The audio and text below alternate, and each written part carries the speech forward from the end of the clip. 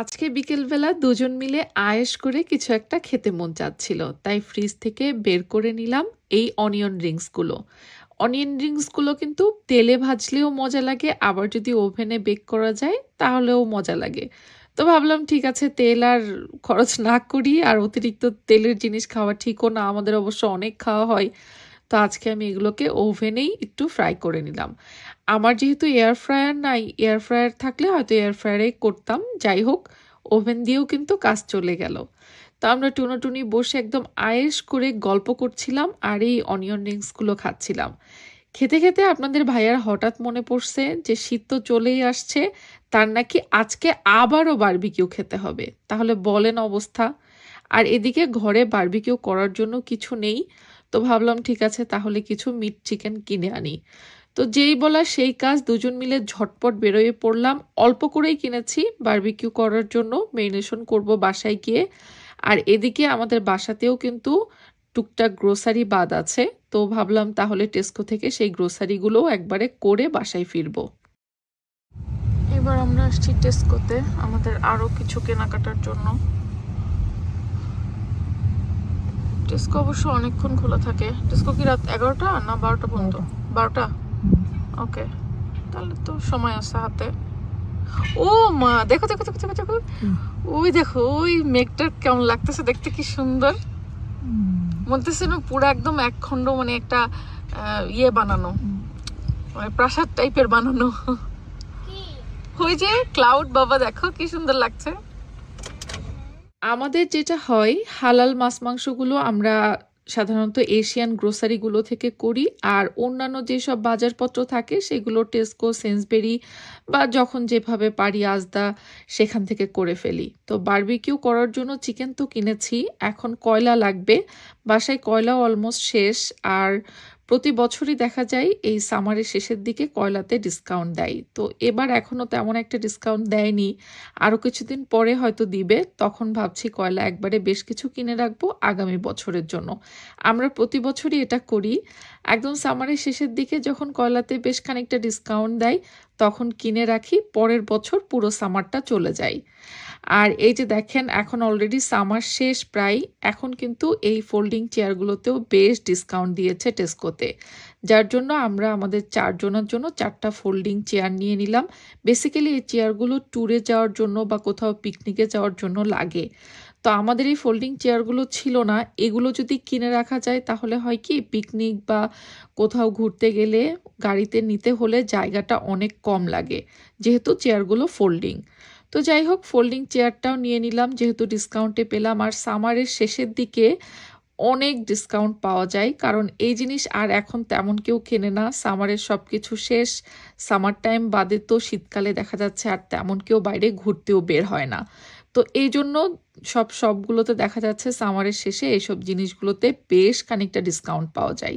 আর আমরা বুদ্ধি করে যেটা করি সেটা হচ্ছে, সামারের শেষেই হোক তাতে কি, এখন কিনে রাখি, পরের বছরগুলোতে সামার টাইমে আমাদের কাজে লাগে। যাই হোক, এবার আসছি বাসার বেশ কিছু কেনাকাটা করতে, মানে বাজার সদাই আর কি। সালাদের জন্য কিছু শসা, লেটুস এগুলো নিয়ে নিলাম। বারবিকিউ বাসায় গিয়ে যেহেতু মেরিনেট করা হবে, আর বারবিকিউর সাথে আমরা নর্মালি হয় নান বা কিছু সালাদ এই জাতীয় মেনুগুলোই রাখি। এবার আসছি ডিম কিনতে। আর ডিমের কিন্তু নানান রকম টেস্ট থাকে জানেন তো, সাইজ থাকে নানান রকম, এটা তো খুব স্বাভাবিক, কিন্তু ডিমের টেস্টও কিন্তু এক এক ব্র্যান্ডের এক এক রকম।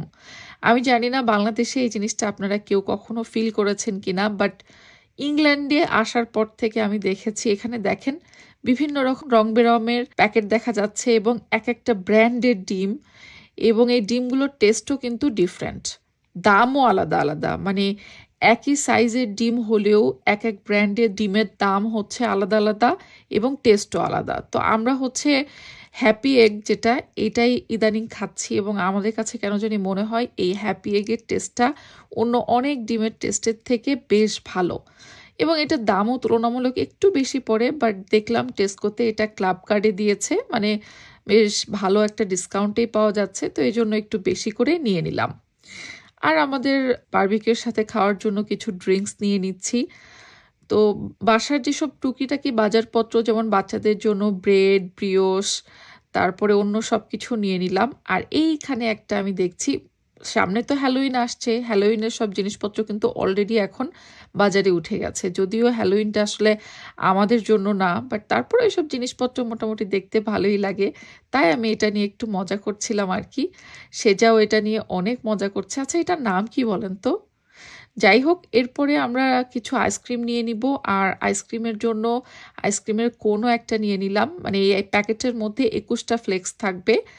নিয়ে নিচ্ছি টক দই। টক দই বারবিকিউ মেরিনেশনের জন্য লাগবে। বাসায় টক দই ছিল না, সেটাও একটু নিয়ে নিলাম।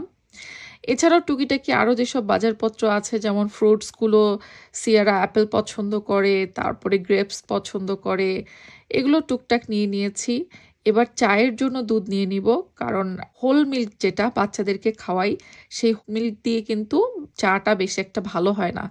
সেমি স্কিমড মিল্ক দিয়ে কিন্তু চা অনেক ভালো হয়, এই জন্য এটা নিয়ে নিলাম। আর টেস্কো বলেন, সেন্সবেরি বলেন, আজদা বলেন, এখানে কিন্তু মিটের একটা হালাল সেকশনও থাকে। ছোট্ট একটা সেকশন থাকে হালাল, বাট এখানে দামটা তুলনামূলক একটু বেশি থাকে।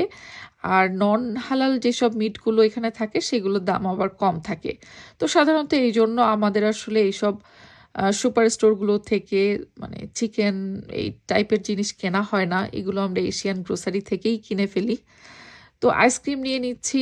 আমরা আসলে আইসক্রিম বাটি টাবের যেটা সেটা নিয়েছি, কিন্তু বাচ্চাদের খুব ইচ্ছা করছিল এই যে চকবার টাইপের যে আইসক্রিমগুলো এগুলো নিবে। তো ২ রকমের আইসক্রিমই নিয়ে নিলাম।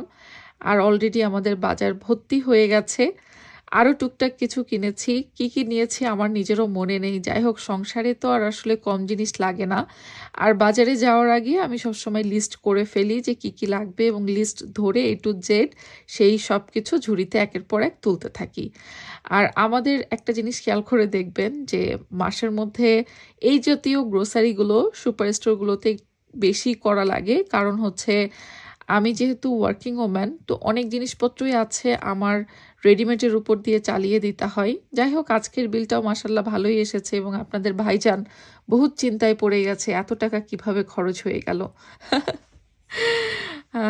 যাই হোক, তো আসলে বাসার বাজারের জন্য আমাদের প্রতি মাসের যে বাজেটটা থাকে আমরা যত কিছুই কিনি না কেন ওই বাজেটটা কখনো আমরা ক্রস করি না। যদি কোনো মাসে এরকম হয় যে কোনো জিনিস আমাদের কিনতে হবে কিন্তু মাসের বাজেট শেষ, তাহলে আমরা একটু টেনে টুনে চলে পরের মাস পর্যন্ত নিয়ে যাই কোনোভাবে, যাতে পরের মাসের বাজেট স্টার্ট হলেই আমরা ওই জিনিসটা কিনতে পারি।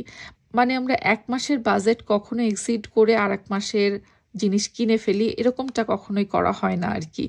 তো এই তো সংসারের টুকিটাকি সবকিছু কেনা শেষ, এবার বাসায় ফেরার পালা।